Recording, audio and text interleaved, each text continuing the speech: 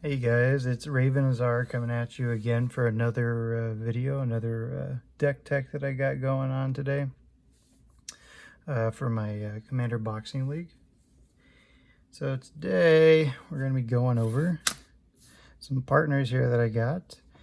Alena, Kessig Trapper, and Halana, Kessig Ranger. Alena is a legendary human scout for colorless and a red for a 4/3 first striker that you can tap and add amount of red equal to the greatest power among creatures you control that enter the battlefield this turn. And Halana is legendary human archer.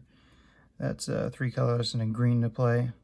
3/4 with reach, and whenever another creature enters the battlefield under your control, you may pay 2 colorless, and when you do, that creature deals damage equal to its power to target creature.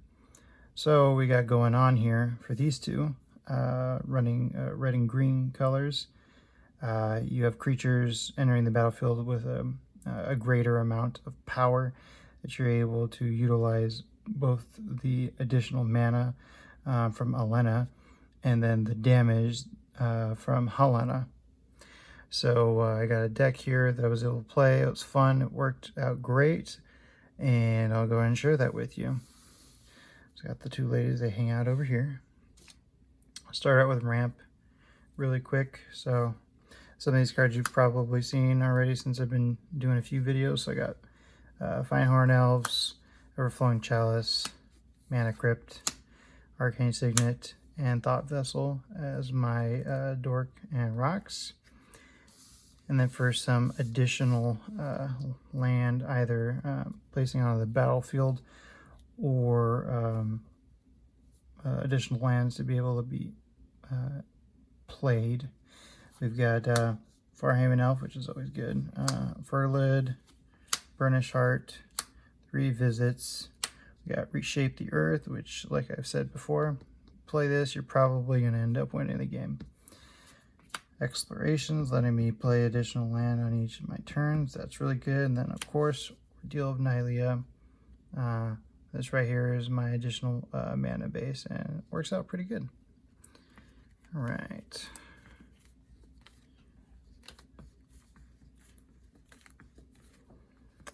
Let's look at some card advantage cards. Starting out with some additional card draw. Running Crimson Fleet Commodore for the Monarch mechanic.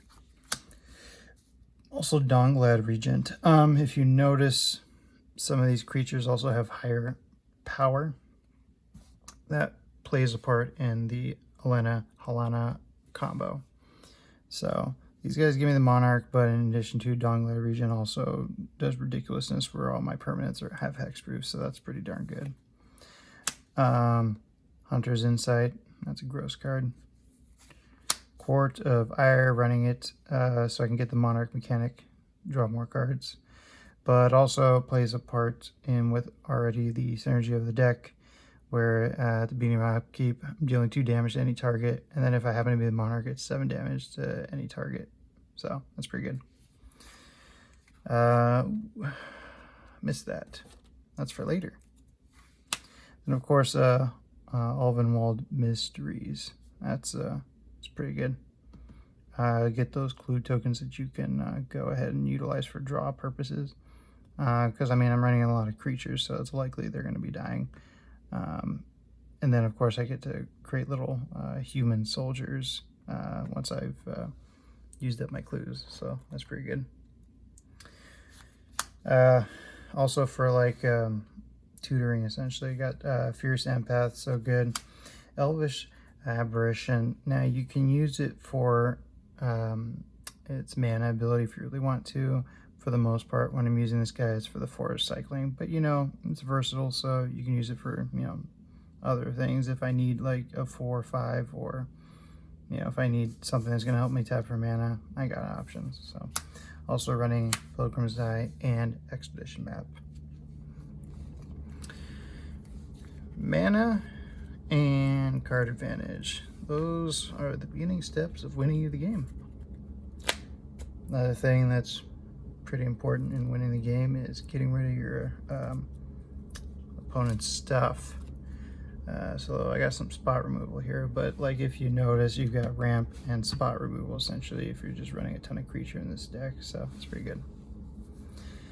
Running Wild Celebrants, not just for the destroying target artifact, but it's got power of 5, it's pretty good.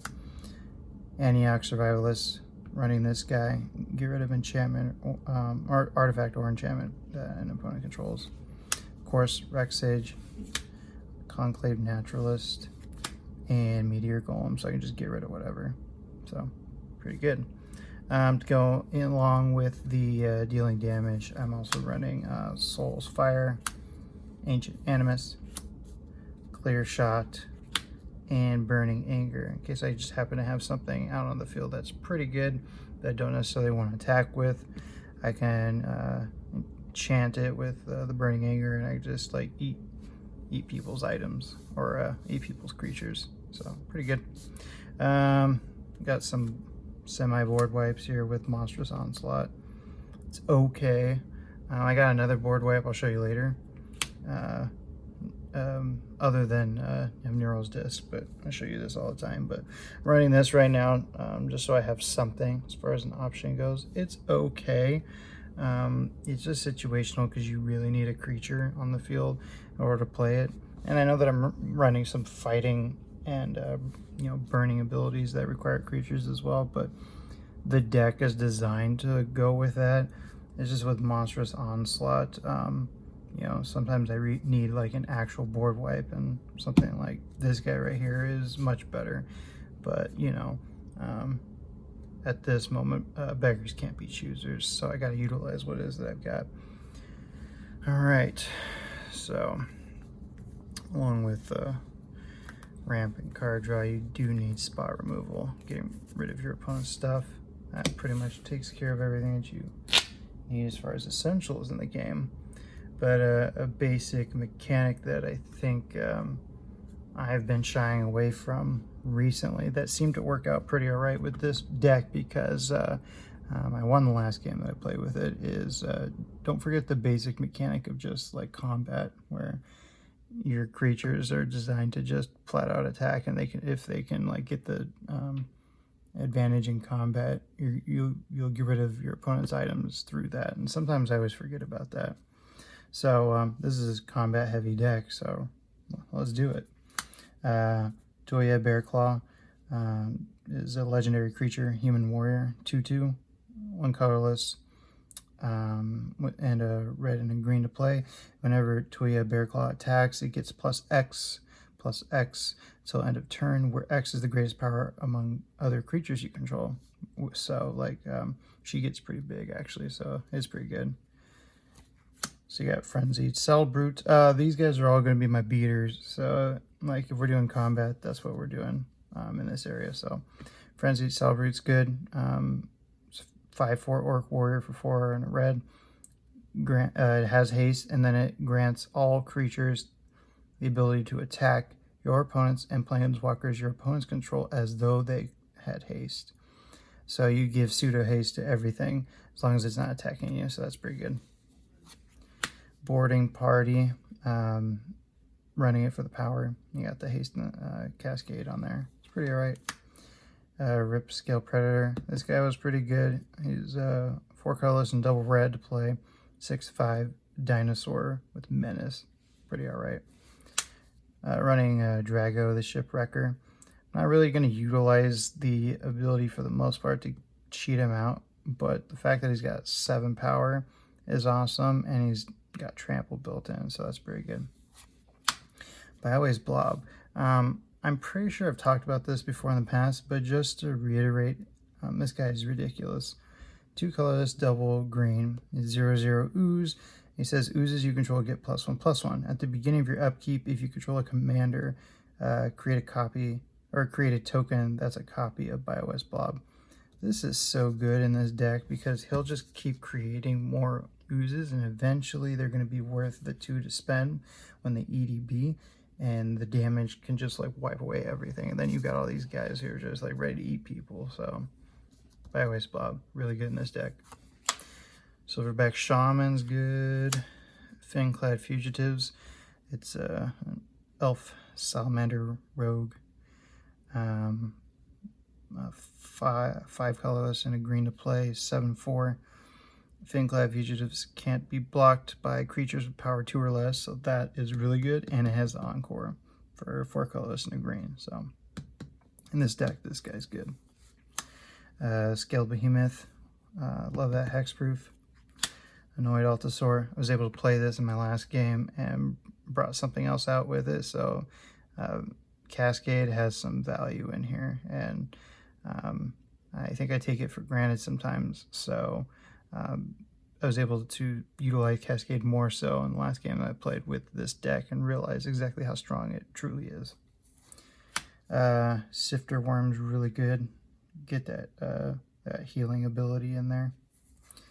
And Maelstrom Colossus is good. Again, I don't know if you've seen before in the past, but I run Sundering Titan because our play group allows for banned cards just because of our limited card pool. So the ability to just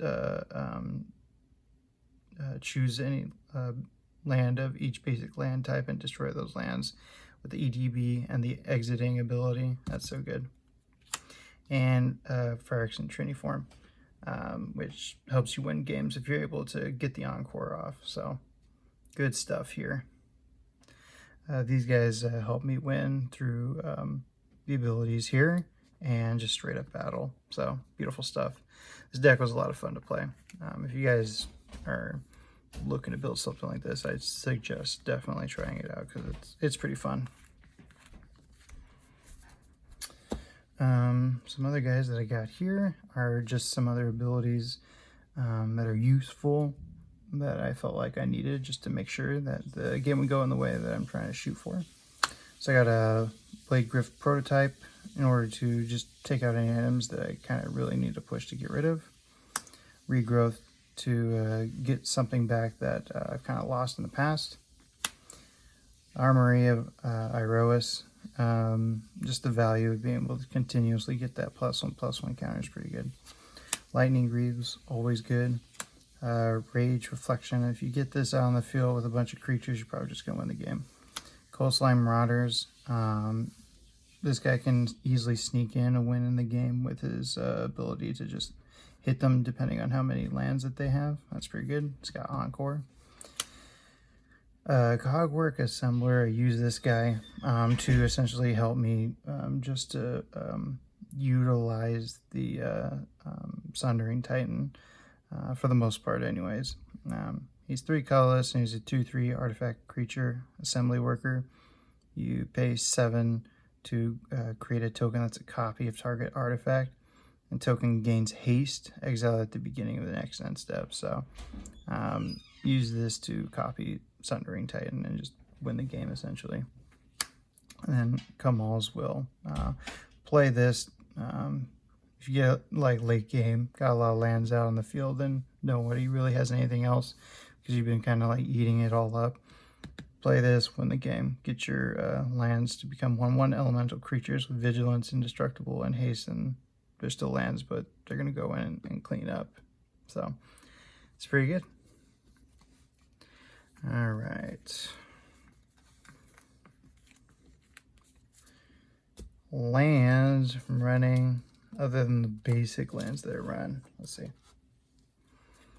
Same ones that I've been running this whole time. Hasn't changed. Guildless Commons, Command Tower, Command Beacon, Opal Palace, Terramorphic Expanse, and Path of Ancestry.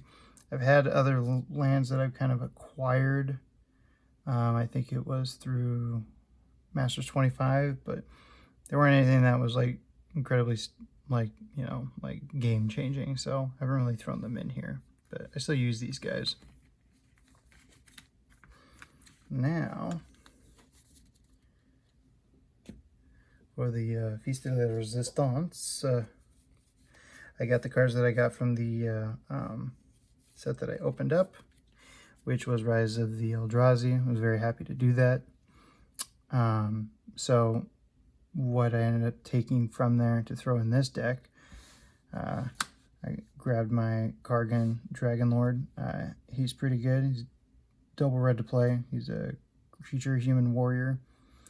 That's a 2/2 with level up, and you pay red every single time you want to. So whenever you level him up, if he gets to level 4 to 7, he gets flying and he becomes a 4/4. If you get him to at least 8, he gains flying and trample, and he becomes an 8/8. And he has Dragon's Breath, so he's pretty good. I like this guy. Kozilek's Predator helps me out with some increased mana ramp here with 3 colorless and a green. He's a Eldrazi drone creature. He's a 3/3. And when Kozilek's Predator enters battlefield, put 2 0/1 colorless Eldrazi spawn creature tokens onto the battlefield. They have sacrificed this creature and add 1 colorless to your mana pool. So pretty good. Paleka Worm. I like this guy. He's a 7/7 creature worm that costs 4 colorless and 3 green to play. Has trample. When he enters battlefield, you gain 7 life. And when he's put in the graveyard from the battlefield, you get to draw a card. This guy's good. I like this guy. I'm glad that I got him. Then the things that I was really trying to shoot for getting, which I'm happy to get, are some Eldrazi. So I got Ulamog's Crusher. He's a Eldrazi, 8 colors to play. He's an 8/8 with Annihilator 2. I don't know if you guys know what Annihilator is, but when this creature attacks, defending player sacrifices 2 permanents. Disgusting. Ulamog's Crusher attacks each turn if able. So good. Hand of Emrakul is another Eldrazi. It's a 7/7, costs 9 colors to play. You may sacrifice 4 Eldrazi spawn rather than play Hand of Emrakul's mana cost. And it has Annihilator 1. That's gross. These guys are good. I'm so happy I got them. I was really shooting for trying to get these guys. So I did. Now I'm glad that I'm able to play them. Also was able to get a Naturalize. Really loved grabbing this instant 1 colorless and green to play, and you get to destroy target artifact or enchantment. So good. Pulled Disaster Radius, so I'm running it. It's a board wipe and a good one at that, especially in this deck. 5 colorless and 2 red to play. Sorcery. There's an additional cost to cast Disaster Radius. Reveal a creature card from your hand. So just, for the most part, a bunch of them have some pretty high numbers. So you show them a card, and then Disaster Radius deals X damage to each creature your opponents control, where X is the revealed card's converted mana cost. So I run like I said, a higher CMC cost with the creatures for the most part. So this guy's gonna basically one-sided board wipe and help me out with the win. So like that. Running Skittering Invasion for 7 colorless. It's a tribal sorcery, Eldrazi. And you put 5 0/1 colorless Eldrazi spawn creature tokens on the battlefield, and they have sacrifice this creature, add 1 colorless to your mana pool. So good for getting out the big boys. So I need that. And last but not least, got a Snake Umbra, so I'm running it. Enchantment Aura for 2 colors and a green. You enchant your creature. Enchanted creature gets +1/+1 and has when this creature deals damage to an opponent. You may draw a card. So good. Love this. I really had fun playing this deck. Can't wait to do it again. But you guys like what you see, go ahead and like the video. Leave me a comment if you got any suggestions or you know, anything you want to like add onto what I'm talking about here.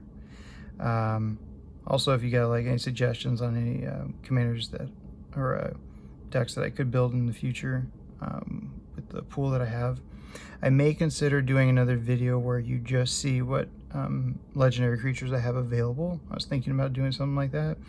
That way everybody's completely aware of what my options are as far as like, you know, who to pick and who to start out with and who to try out, you know.